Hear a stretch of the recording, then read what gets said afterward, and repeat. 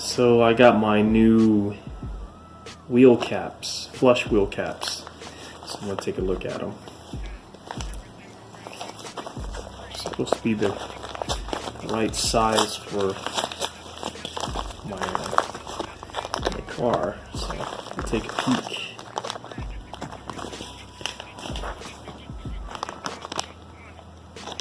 They look about the same. They're just plastic. They're not the ones that are currently bulging. So let's go take a peek downstairs. Currently on my rims, I only have, blank.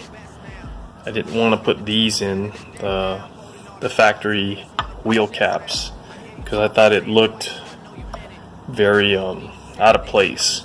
Like if I put this on with the XXR label on it, it wouldn't look good.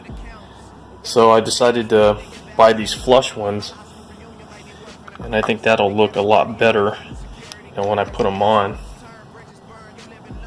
So I got done installing the flush caps with the XXR logo on it, and they look pretty good.